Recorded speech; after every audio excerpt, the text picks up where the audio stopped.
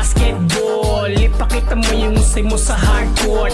Come on everybody, show me some moves. Ito kalaro ng bawat Pilipino. Hey, come on everybody sa hardcourt. Come on everybody sa hardcourt. Come on everybody sa hardcourt. Come on everybody sa hardcourt. Yo, what up? Ito po muli yung lingkod Kalbong Bordado, ang reactionist na gwapo. Yun, pag-usapan natin ang update sa Gilas regarding sa parating na finals. Siyempre, kontra sa Jordan, yung nakatalo sa atin. Yung nag-iisang talo natin, Jordan. Yan ang makakatapat nila. Napakalakas ng team na yan kasi nga meron silang magaling naturalized player. At siyempre, yung lineup nila nung sa World Cup hanggang sa Asian Games, dala-dala nila. Kaya napakalakas solid ng lineup na yan. At iba yung chemistry niyan. Yung bagay yung team na yan, habang tumatagal, pasolid ng pasolid. Kasi yung chemistry kasi ng isang team, habang tumatagal na magkakasama sila, lalang gumaganda. Kaya yun yung advantage ng team na yan. Bukod pa dun, meron silang naturalist na magaling. Yun, sabay-sabay nating panoorin ng content na to. Update na rin sa parating na laban ng Gilas at ng Jordan sa finals.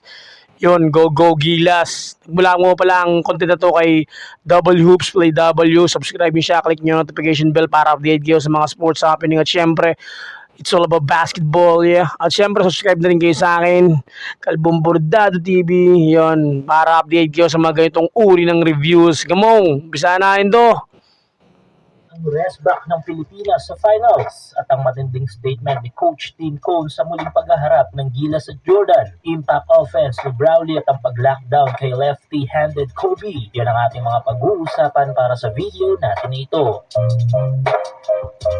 Mula sa 16 teams ay baba na lang kahapon sa 8 kupunan ang naglaban-laban para sa men's basketball tournament ng 19 Asian Games. Tila ibinuhos ng Iran national team ang kanilang pagkadismaya sa kanilang talo sa Gilas kontra dito sa South Korea. Tinapos kasi ng Iran ang karera ng soccer sa final score na 89-82. Tila nabati naman ang magandang sistema ng Japan national team. Dahil mula sa purong panalo at magandang performance sa mga early rounds ng tournament ay bumagsak ang mga ito at naging tuloy-tuloy na ang mga talo. Natalo kasi ang Japan kahapon kontra dito sa national team ng Saudi Arabia. Naging mainit din ang dalawang laban sa semis. Nakuha ng Jordan national team ang panalo kontra sa Chinese Taipei sa final score na 90-71. Kung doon sa Taipei, sino mag-aakalang aabot dito ang team na ito? Hindi sa minamalit natin ang national team ng Taipei, pero nalampasan pa nila ang soccer, Iran at Japan. Naging maduguman na inakuha pa rin ng Pilipinas sa isang epic comeback ang panalo kontra sa host country na China. Yeah, congrats Gilas! Para sa comeback nila sa World Cup dahil 1 puntos lang ang kanilang ikinatalo sa harapan mismo ng kanilang mga kababayan at ni Yao Ming. Habang ang Gilas at Pilipinas ay walang paglagyan ng kasiyahan sa panalong ito. Kaya matapos nito ay uusad na tayo sa finals at makakatapat muli natin dito ang national team ng Jordan.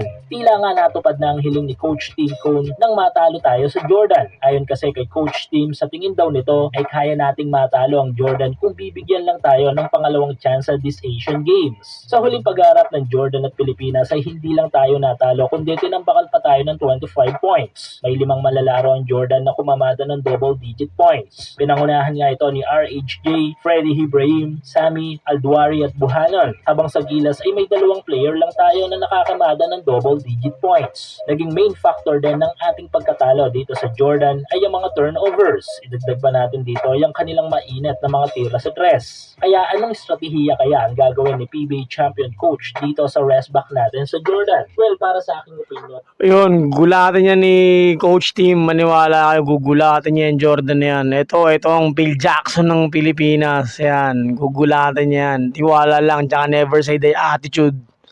Parang yung ginawa niya sa China.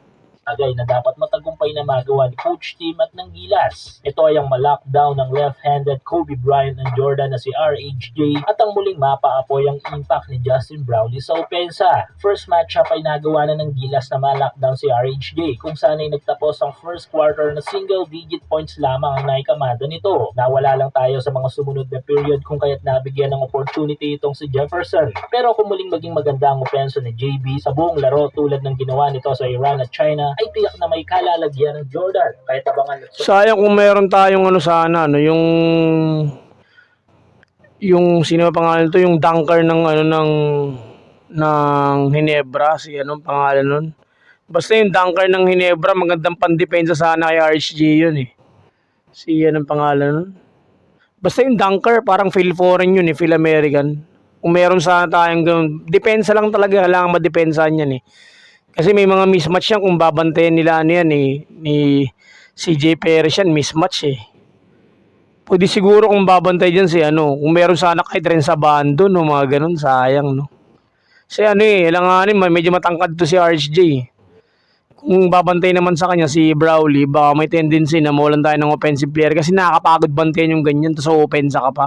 Dapat meron talagang defensive stopper yan. Merong nakatoka dyan dapat. Malamang alam ni Coach Tim yan. Portahan natin ang ating national team na Gilas Pilipinas sa kanilang magiging laban sa finals ng 19th Asian Games kontra dito sa national team ng Jordan. Yon, maraming salamat Idol W Hoops Play W sa content na to. Update na rin sa Gilas sa parating na finals. At syempre manalo matalo Gilas, congrats kasi di biro ang pinagdaanan nyo. Congrats Gilas, salamat sa karangalan na dinala nyo sa bansa. Yon. At yun, subscribe kayo kay Idol W Hoops Play W. Subscribe kayo, click yung notification bell para update kayo. At syempre, subscribe na rin kayo sa akin, Calvin Bordado TV, para update kayo sa mga sports happenings, most especially ang Gilas team. Yeah, maraming salamat. Go, go, Gilas!